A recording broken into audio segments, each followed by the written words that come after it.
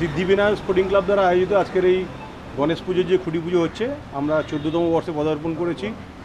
আর আজকে আপনারা জানেন যে 15ই আগস্ট ভারতবর্ষের 78তম স্বাধীনতা দিবস। সেই শুভ মুহূর্তের প্রাক্কালে আমরা আমাদের আজকে খুঁটি পুজোর মাধ্যমে এই যে পুজোর যে সিজন গণেশ পুজো দিয়ে শুরু হয়, আমরা প্রত্যেকে জানি যে সিদ্ধিদাদা গণেশের পুজোর মাধ্যমে যে পুজোর যে মরশুম সেটা শুরু হচ্ছে।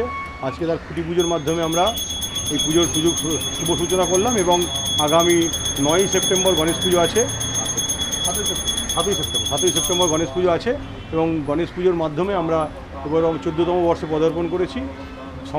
সমাজসেবামূলক বিভিন্ন কার্যকলাপের মাধ্যমে, যেমন আমাদের অঞ্চলের বিভিন্ন দরিদ্র মানুষদেরকে বিভিন্ন রকমের সেবাদান থেকে শুরু করে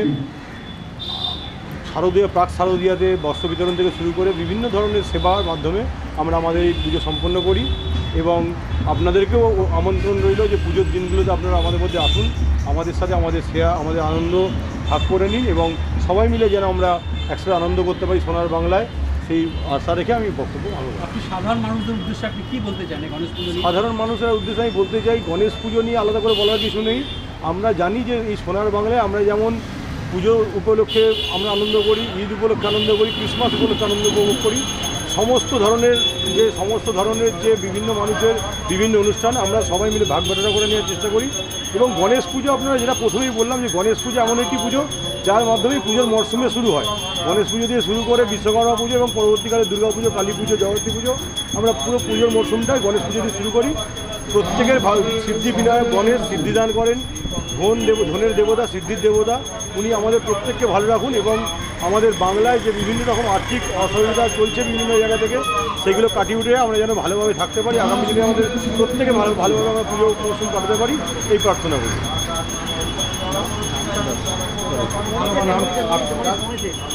আজকের এই খুঁটি পুজো মানে হচ্ছে পুজো শুরু হয়ে গেল। আগামী 7ই সেপ্টেম্বর গণেশ পুজো হবে এখানেতে এবং আমরা এই অঞ্চলের প্রত্যেকটা মানুষ, প্রত্যেকটা পরিবার এই পুজোর মধ্যে আসি এবং এটা পারিবারিক উৎসবের সূচনা হয়। তো প্রত্যেকের কাছে আমার এটাই প্রার্থনা যে সবাই ভালো থাকুন, সুস্থ থাকুন এবং আগামী দিনে যেন আরও বড় করে এই পুজোটা আমরা করতে পারি। আর কি বলবেন?